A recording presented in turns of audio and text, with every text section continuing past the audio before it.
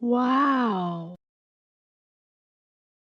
बिल्कुल चटनी की तरह से आप समझ लो। तो ये अचार बनाना कितना आसान है। बस इसमें नमक डला है, कुटी हुई मिर्च डली है, बिल्कुल एक बूंद भी तेल भी नहीं है।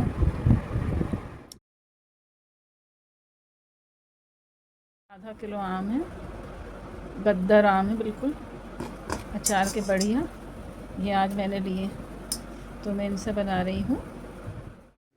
तो अचार के आम बहुत अच्छे आ रहे हैं, आपको पता ही है आजकल। चलिए आज सीखेंगे एक नई तरीके का अचार। ये मैंने आम धो कर के अच्छी तरह पोंछ कर सुखा कर और छील कर रखे हैं। 1 किलो आम है ये। अब इसके जो गूदे को है उसमें से निकाल कर मैं छोटे छोटे पीसेस में इस तरह से काट रही हूँ। जितने भी छोटे आप कर सकें अच्छा रहेगा। तो इस तरह से आप काट कर इस कांच के बाउल में इकट्ठा करते जाएंगे। तो ऊपर से इसका छिलका तो पहले ही निकाल दिया था और अंदर से इसमें से गुठली निकलेगी, वो भी हट जाएगी। तो ये अचार केवल दूधे से ही हमें बनाना है। और ये अचार इतना अच्छा होता है मठरी वगैरह के साथ, भी की जो मट्ठे आते हैं उनके साथ खाने में तो बहुत ही बढ़िया लगता है शादियों के। तो इसको आप ज़रूर बनाएं। ये मैं 1 किलो का आपको बता रही हूँ और इसमें सामग्री बहुत कम पड़ती है। इन आमों के अलावा इसमें केवल हींग, नमक और कुट्टा मिर्च पड़ेगी कूट कर।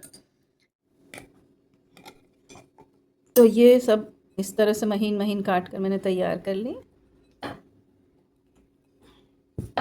अब इनमें हमें क्या डालना है ये देखते जाइए आप। ये केवल मैं नमक डालूंगी इसमें।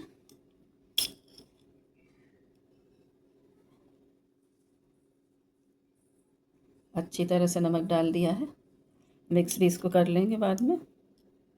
तो ये लगभग 2 टीस्पून नमक का डाल दिया मैंने, 2 टीस्पून नमक।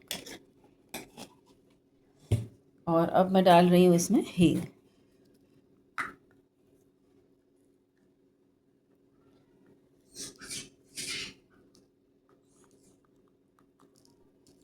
ये 1 टीस्पून हींग डलेगी इसमें, हींग ज़्यादा पड़ती है।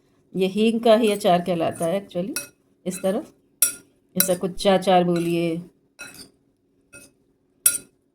क्योंकि इसको बिल्कुल हमें तब तक पकाना होगा, धूप में रखना होगा हमें 8-10 दिन, जब ये नरम पड़ जाएगा। अभी तो केवल मैंने ये नमक और हींग मिला के और इसको मैं क्या करूँगी, प्लेट से ढक के छोड़ दूँगी।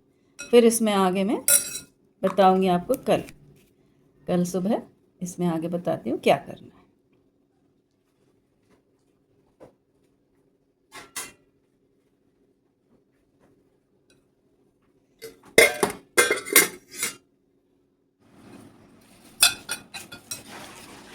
तो ये हमारा सुबह तक नमक और हींग में अचार जो था पड़ा हुआ था। अब हम इसमें क्या करेंगे, मिलाएंगे ये कुट्टा मिर्च, कुटी हुई मिर्च अच्छी तरह से इसमें मिला दीजिए। चटपटा तीखा बनेगा ये। और फिर मिलाने के बाद ये मैंने जार एक साफ़ कर लिया था और इसको 1-2 घंटे धूप भी दिखा दी है अच्छी तरह से।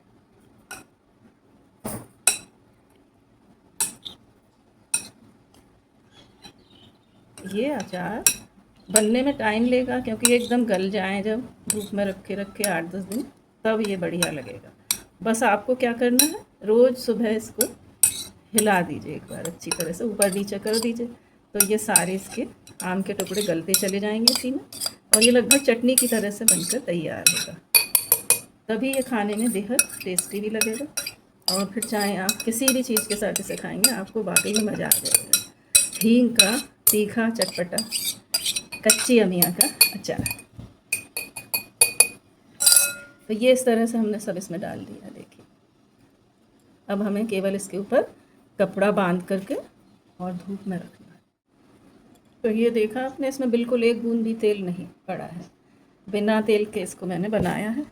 अब मैं इसमें ये कपड़ा डाल रही हूँ, इसके ऊपर लगा देंगे, इसको अच्छी तरह से बांध देंगे।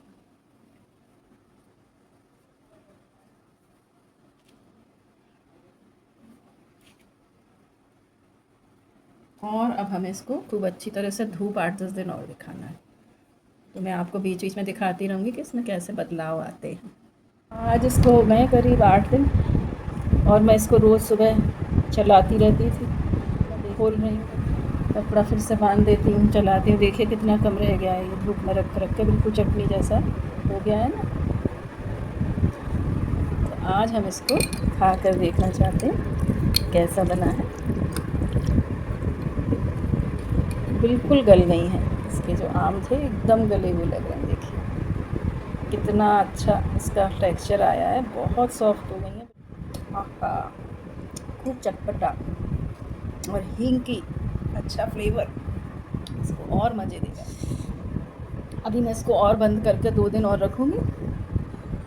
आप चाहें तो इसे बाद में फ्रिज में भी रख सकते हैं,